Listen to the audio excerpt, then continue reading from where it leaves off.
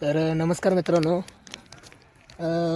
हाजरमाची ग्रामपंचायतीच्या म्हणजे हाजरमाची गावामध्ये जे गावठाण आहे त्याच्यावर मी आत्ता उभा आहे. तिथं आपलं ग्रामपंचायतीचं जे सॅग्रिगेशन शेड आहे त्याची अवस्था आज आपण पहिल्यांदा बघणार आहोत. आणि जो आपल्या हाजरमाची गावामध्ये गाडीने कचरा गोळा केला जातो तो कशाप्रकारे त्याची विल्हेवाट लावली जाते हे आपण बघणार आहोत. तर स्टार्टिंगला तुम्हाला गाड्या दाखवतो. आपल्या या मागं तुम्हाला गाड्या दिसत असतील कचऱ्याच्या. आणि आता सॅग्रिगेशन शेड ह्याच्यासाठी ग्रामपंचायतीने आपल्या किती जर निधी खर्च केला असेल सॅग्रिगेशन शेडसाठी. हा सॅग्रिगेशन शेड तुम्हाला दाखवतो. तर हे हाजरमाची ग्रामपंचायतीचं आपलं सॅग्रिगेशन शेड आहे. आता एंटर केलं गेलं आपल्याला इथं कचऱ्याचा ढीग, बाटल्या प्लास्टिकच्या सगळ्या दिसतात. आणि हाजरमाची गाव हा प्लांट हाजरमाची ग्रामपंचायतीने गांडूळ खत निर्मितीसाठी बनवला होता. त्याच्यामध्ये हे जे गांडूळ खतासाठी जे बेड तयार केलेले आहेत त्या बेडमध्ये आत्ता नुसता माती, प्लास्टिक, दारूच्या बाटल्या, प्लास्टिकच्या बाटल्या हे आहेत. क्विकमध्ये तुम्हाला दाखवतो लगेच, तर का आपल्याला तेवढा वेळ नाही आहे दाखवायला. आणि ओके,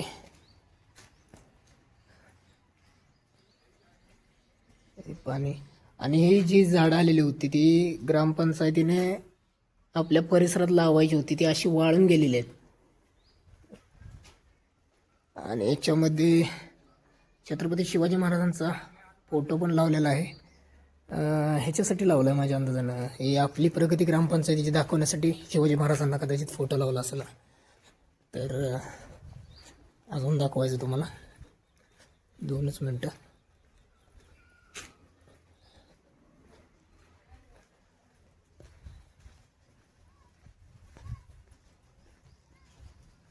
हे हाजरमाची गावचं गावठाण. हे वर पाणी प्रवाहासाठी हे माकोबाईचं मंदिर, हा सदाशिवगड. आणि या ठिकाणी जो दिवसभर गाडीने कचरा गोळा केला जातो त्याचं विलगीकरण करून त्याची खत निर्मिती करण्यासाठी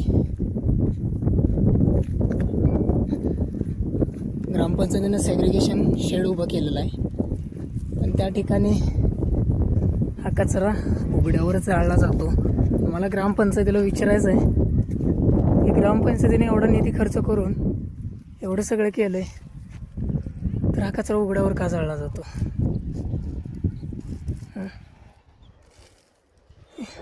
जाळवण्याचा धूर हाजरमाची गावामध्येच जातो. हे सगळं हे खाली सॅग्रिगेशनचं आहे.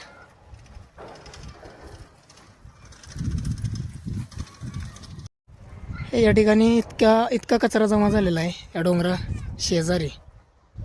हा पेटवला जातो प्लास्टिक, सगळं प्लास्टिक पेटवलं जाते. या ठिकाणी 2-4 दिवस झालं मी बघतोय या ठिकाणी गावठाणावर हे बाहेरचे कोणतरी लोक येऊन बसलात. ग्रामपंचायतीने येऊन ह्याची विचारपूस केली का नाही, हे कोण आहेत, कुठून आलेत, काय करतात दिवसभर, काय नाही, ह्याची विचारपूस मला नाही वाटत की ग्रामपंचायती गेली असेल. ही ग्रामपंचायतीचं काम आहे की विचारपूस करणं न करणं, कुठून आलेत, काय करतायत दिवसभर. मला नाही वाटत की ग्रामपंचायतीनं तसं विचारलं आहे म्हणून. मला फक्त हे विचारायचं आहे ग्रामपंचायतीला की हा जो कचरा, प्लास्टिक असो, ओला कचरा असो, सुका कचरा असो, हा उघड्यावर जाळला जातोय. त्याचा धूर डायरेक्ट हाजरमाची गावामध्ये जातो किंवा शेजारच्या गावांमध्ये जातोय. आणि ते पेटवल्यामुळे हे डोंगराकडेला जे आग लागतं, हे डोंगराला आग लागतं, त्याच्यामध्ये झाडं वगैरे जळून खाक होत आहेत. त्याचं जबाबदार कोण? म्हणजे हा जो कचरा तुम्ही गोळा करताय दिवसभर, मग त्याचं जाळून तुम्ही काय साध्य करताय? प्रदूषणच करता ना तुम्ही. जिथं आपल्या गावाला हे सदाशिवगड लाभलेलं आहे, तिथं शिवाजी महाराजांची पावलं लागलेली आहे, तिथं महादेवाचं एवढं मंदिर आहे जुनं आपलं, त्या गडाच्या पायथ्याला तुम्ही कचरा जाळताय. ह्याला सगळ्याला जबाबदार कोण? ह्या प्रदूषणाला जबाबदार कोण? हेच मला फक्त ग्रामपंचायतीला विचारायचं.